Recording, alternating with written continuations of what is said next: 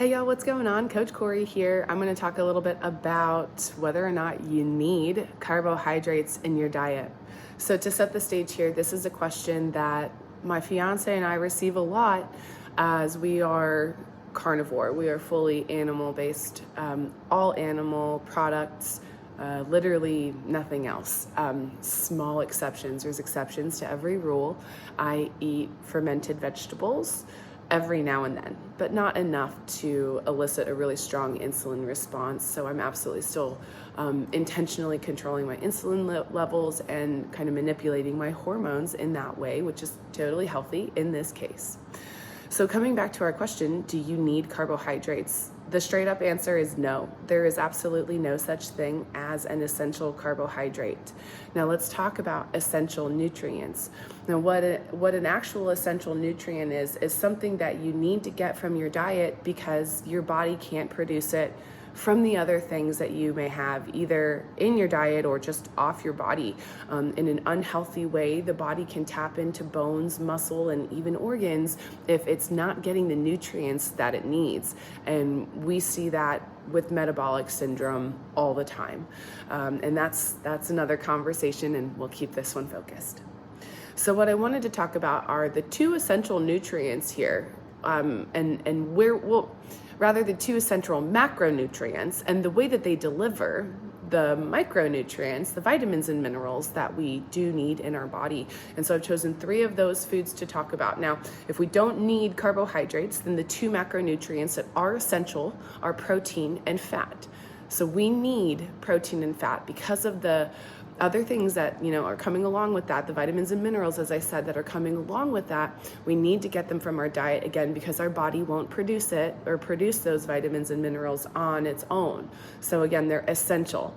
So the 3 foods that I'm breaking down are eggs, beef, and butter. And I'm doing this specifically because I'm animal-based, I'm carnivore, but also because these are 3 foods that are going to be extremely prevalent in nutritional ketosis. If you're shooting for that keto diet, which is essentially the most appropriate human diet, as Dr. Ken Berry calls it, PhD, proper human diet. It's keto, ketovore, or carnivore. And so again, when you're eating very low carbohydrate, low to no carbs, very high fat, moderate amounts of protein, these 3 foods are, again, going to be very prevalent, pretty popular in your diet. So I want to just talk a little bit about them here at the beginning and just introduce some of the main micronutrients that you're going to find in these foods.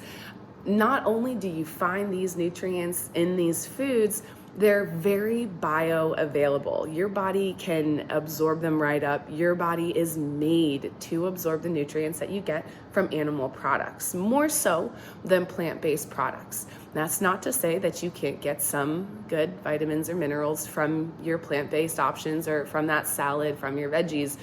They're simply not as available, and the body is not efficient at pulling those nutrients from those foods. So I think that's very important to understand.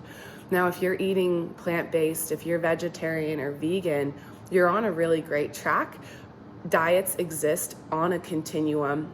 I do believe that you can do better, but I love the idea of starting maybe plant-based vegan and kind of shifting more towards just generally whole foods, only because with a fully plant-based diet, you're going to supplement, you're going to need to kind of bring in more items or more types of foods that are probably processed. So just kind of setting that there, and we'll leave it there. Now let's talk about these 3 foods: eggs, beef, and butter. Eggs, again, they're whole food, they're complete food, so you get both protein and fat when you eat eggs. You get one egg, you get about 5 grams of fat to 6 grams of protein, roughly 1 to 1, which is awesome. Nature does this for us, it's great. In those eggs, you're going to get iron, B6, magnesium, calcium, and vitamin D. Again, all essential nutrients that you need to get from your diet because your body won't produce them on their own. With beef, you're getting, and this is just going to be like an average serving for beef. This isn't highly technical, this isn't an experiment, but when you eat a serving of beef, let's say it's just a steak, a New York strip, or maybe even a T-bone has a little bit more fat on it. you're going to get about 50 grams of fat to about 60 to 65 grams of protein. So again, we're looking at about a 1-to-1 there. In that beef, you're also getting iron. This kind of iron is so darn good for your body. The more red the meat is, the more iron and probably carnitine that you're getting too. Again, carnitine is an essential nutrient that you're getting from that beef. You're getting vitamins A and E precursors, which means that they stimulate that in the body. And then you're also getting B6, B12, niacin, zinc. And depending on the cut of beef, you may be getting some calcium there as well. Calcium is critical for cell to cell, therefore system to system, and total body communication. Okay, so we need calcium. When we're looking at butter, I think this is about a tablespoon or so of butter would be your serving-ish, depending on your diet and what else you have going on. But a typical serving of butter, you're looking at 12 grams of fat. There's no protein and no significant carbohydrate, no significant protein or carbohydrate in that tab of butter. So what are you getting? Butter contains short-chain fatty acids, including butyric acid, which is going to be the main short-chain fatty acid. And butyric acid reduces inflammation. And naturally, because there's no carbohydrates in these foods that we're talking about, technically, they're all anti-inflammatory because they don't promote an insulin response. And insulin can very often lead to inflammation, especially in a standard American or a standard Western diet. So technically, I would classify the carnivore and the keto, nutritional ketosis, the keto diet, as being naturally anti-inflammatory. We know that inflammation wreaks all kinds of havoc in the body. You're probably experiencing it yourself. I know that I'm healing from the ways that I've experienced it myself. I think I didn't say this, but other nutrients in butter, A, D, E, B12, and K2. So just totally loaded. Let's say you have a breakfast of steak and eggs and you're just getting these nutrients in abundance. There's a really good chance that you won't need to eat again until like 4 or 5 p.m. You're going to be so satisfied, so distraction free. It's weird. You may find yourself, when you start ketosis, ketovore or carnivore, those very low carbohydrate, low to no carbs and high fat diets, you may find that you're kind of walking in and out of the kitchen, like looking in the fridge or looking in the cabinets, and you literally know and you have full confidence that you want absolutely nothing. But let's just say old habits die hard. That's probably something that you were doing while you were eating a high carbohydrate diet, and your brain was constantly hungry. And this is simply because of the biological or the hormonal response that happens within all of our bodies. In this way, we're all the same. While metabolisms are very much different, the basic biological responses are consistent for all of us. So these foods are not promoting that insulin response. Now let's get back on track here. Do we need carbohydrates? The answer was no. What are the essential nutrients that we need? Protein and fat. And I gave some really solid examples of the nutrients that you're getting when we eat those macronutrients. So the macros, protein and fat, all of those other nutrients we're looking at, those are our micronutrients, vitamins and minerals, things like that. So what if your body does need sugar? Now, when we're fat adapted, we're using ketones, ketone bodies for energy. We're no longer eating carbohydrates. We don't have the sugar store in the liver or in the muscles. It's pretty much broken down, which is good. This is what we want. This is good. Our body has other homeostatic processes for providing sugar to us. Again, it's non-essential. That means that there's some process in our body that can help make sugar for us. That process is called gluconeogenesis. Keeping it quite simple, glucose, sugar, new, genesis, the generation, the new production of. So the new production of sugar is called gluconeogenesis. Gluconeogenesis, you'll hear it pronounced different ways, but you'll know it when you hear it. And this is just one of many homeostatic mechanisms that we have to help keep us healthy. The body wants to be healthy. It will work very hard. It will adapt and do what it needs to do just to keep you healthy. And so if you are obese, if you are a type 2 diabetic versus an individual who's been fat adapted, let's say for 2 or 3 years, and they're going strong, like this is the way for me. there's going to be body processes that are occurring in our obese, unwell type 2 diabetic that are straight up not happening in that healthier person. And I'm not necessarily saying they're super lean. This person might not necessarily have a total 6 or 8 pack or something. They're just healthy. They're fat adapted. This is what their body is evened out. You're not catabolizing protein for energy. And we're going to get there. We're going to talk more about that.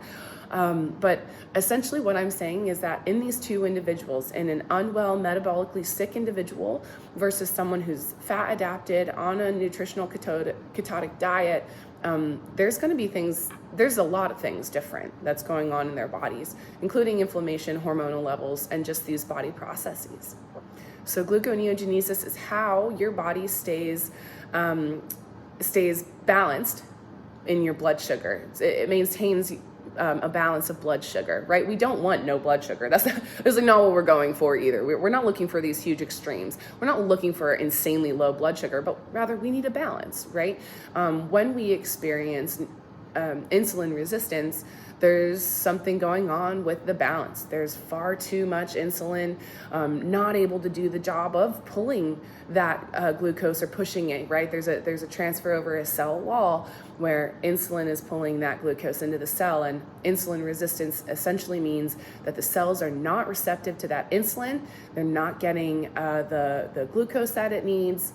Maybe it takes twice as much insulin to do the job that once your body was doing with half that amount of insulin, and that would be another version of insulin resistance.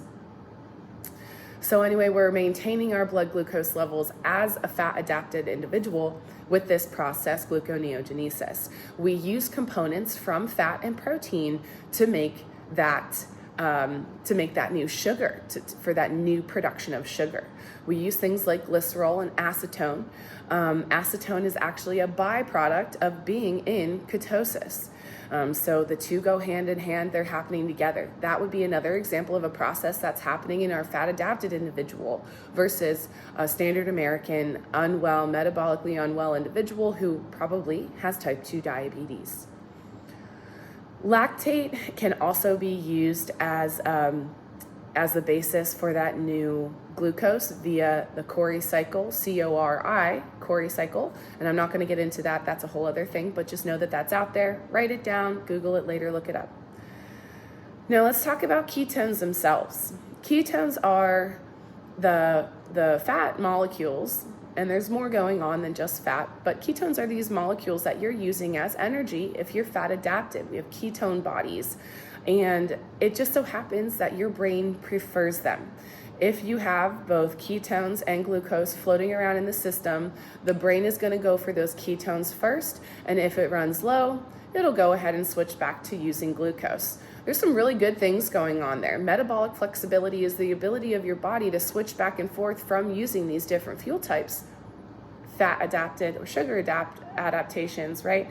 And the more flexibility you have, if you have a strong ability to run out of glucose and start to use ketones or vice versa, we're healthy essentially. That metabolic flexibility is a sign of your health, your overall health. The more fat that we have in our diets, the more that we can produce these ketones. So again, that's that high fat, talking about 70 to 80% of fat in the diet. Once you're fully fat adapted, once you're fully on that nutritional ketosis train, you're looking at your diet having about 70 to 80% of it coming from fat, where the other 20 to 30 is coming from protein. And again, the systems in the body are now different. We don't necessarily need 1 gram of protein per pound of body weight because we're not eating all the other junk. That was my previous recommendation. You'll also hear the recommendation for protein specifically of 1 gram per kilo. And that's more the direction that we can head in. So what I did there is simply change the unit of measurement that we're comparing that gram of protein to. So on a standard American diet, I would recommend 1 gram of protein per pound of body weight. However, if you're fat adapted, if you're shooting for keto, you're on your way there, whatever, that's the goal, is to be ketovore or carnivore, then you can lower that protein intake because you're naturally going to need more fat in the diet. So again, the more fat in the diet, the less lean muscle loss we'll experience. It essentially means that your body isn't going to have to catabolize or break down muscle to get what it needs for other body processes. Simply protein turnover is constantly happening in the body. I take these amino acids, I make it into a protein, I use it, I break it down, and I make it into something new. So that protein turnover is constantly happening. And again, we need protein in the diet in order for that to happen. We just need less of it. So lots of things start to shift as we shift the diet. So the more fat in your diet, the less lean muscle loss you're going to experience.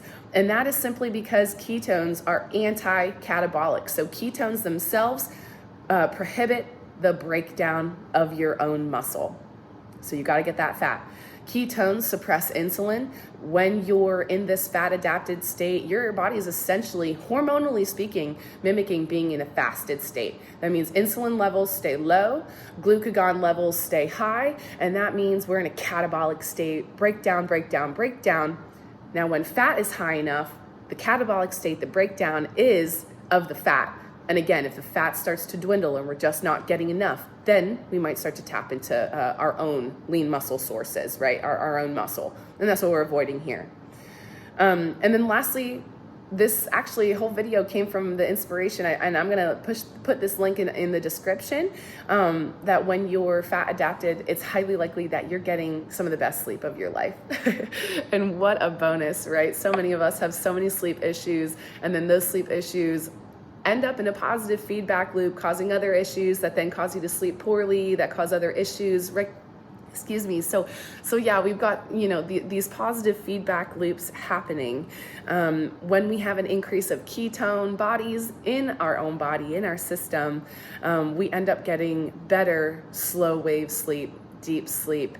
And because we're getting better sleep, we have an increased production in HGH, or we get to enjoy essentially the effect of big spikes in the production of human growth hormones. So we produce HGH for recovery. It's almost number one. I mean, it's not. I could say that about a lot of things, but HGH is critical in recovery, all types of recovery in the body. And so we produce HGH when we sleep.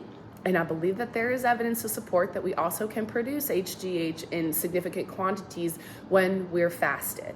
And again, just going to show so many benefits of being fat adapted. Now, throughout this video, really quickly, I'm realizing I'd like to define for you, if you've made it this far, thanks, carnivore, ketovore, and keto. Because as I said, these diets exist on a spectrum. And I kind of have a mental note of what I think that spectrum is, and so I'd like to share it with you. So I've classified, it's either 6 or 7 levels of diet and kind of the direction that you can go in. So I would start by saying that, again, that vegan plant-based diet, it's a really good start. I personally put it a little bit lower on the spectrum. However, it's way above the standard American diet. So again, you're doing great. From plant-based, vegan, and vegetarian, what I recommend doing is starting to just simply eat all whole foods. Again, when we're eating plant-based, our diet is lacking in the essential nutrients that we just need for the body, and then the body maybe starts to attack itself. We experience autoimmune disorders, IBS, tons of other things can come along with that, like tons of other stuff. That's I wouldn't consider that a short list. So vegan, vegetarian, and plant-based needs to move on, or would be encouraged to move on. If you were my client, I would encourage you, yes, to start eating meat again. Eat meat, vegetables, nuts, seeds, fruits, and starches. Absolutely no sugars, no refined carbohydrates, no refined oils. Those things are killing you. So we need to get them out of the diet. This diet alone won't necessarily lower any kinds of medications if you're a type 2 diabetic and the goal is to get off of insulin or any other medications that you may be taking, including statins. If you're in that category, then we need to go even further. And it's likely that if we're on those meds, then we have more metabolic damage, let's say more metabolic syndrome. And we want to keep healing from that. So what I always tell my clients is to notice your results. And if you don't like your results, let's move you down the spectrum. Okay, whatever those results are: increased energy and focus, body fat loss, etc. From meat, vegetables, nuts, seeds, fruits, and starches, where you're very much still controlling your carbohydrate intake, we'll take it a step further to keto. Nutritional ketosis is cutting out almost all carbohydrates, where you're allowed 10 to maybe 15 grams a day, but pretty much what you'll hear from people in ketosis is anything over 10 grams of carbs a day will kick you out. So you have to be very selective, and even vegetables will kick you out of ketosis. From there, that middle one, ketovore, it would be defining it and saying I eat mostly ketovore, I eat mostly animal-based, all meat, eggs, beef, butter, right? Maybe salmon, seafoods are great as well. And every now and then, like me, I put sauerkraut on the plate, or I enjoyed a pickle, or we sauteed mushrooms, something like that. A vegetable that works for your body, that doesn't cause inflammation or anything like that, anything uncomfortable in the gut and things like that. So it's, ketovore and carnivore especially, can really be used as an elimination diet just to help you figure out what does work, because we're at a spot, generally speaking, as a population where we don't even know, we can't even recognize, and our bodies can't even recognize what works anymore, to the point where you may be having an intolerance to an extremely healthy and beneficial food. That's how mixed up and messed up our bodies can be. And then from ketovore, we have pure carnivore. And even within carnivore, there are levels. I'm not going to do that to you right now. I'm at like 20 minutes. So that's the spectrum. And if you have more questions, leave your comments. Let's totally talk about it. If you're still with me, I do really appreciate your time. This was a really fun one because this is just something that everybody asks. Do we need carbohydrates? And then when the answer is no, I think, we want to understand why. So this is just a little bit of why. There are other nutrients out there. Vitamin C is one of them that you don't need unless you have this other junk in the system. So just lots of good things coming from that fat adaptation. And to me, it's really ended up being the ideal way to go. So if you know someone who is on the fence around going keto, going carnivore, or maybe they're just like in need of taking back control of their health, nutrition is it's like the number one thing that you can control, that you get to control. And once you start to let that fire you up rather than, get you depressed, which I've been there, I get it. It's been depressing. Once you let it fire you up, we can get into solutions-oriented mode about getting you back on the right track. And, that nutritional ketosis is the proper human diet, the appropriate human diet. I'm going to leave some links down below, so check them out. Don't take my word for it. As always, do your own research, make moves that positively benefit you, your health, your family, the health of your family. It's all trial and error, so have fun with it. Thanks again for tuning in. Catch you later.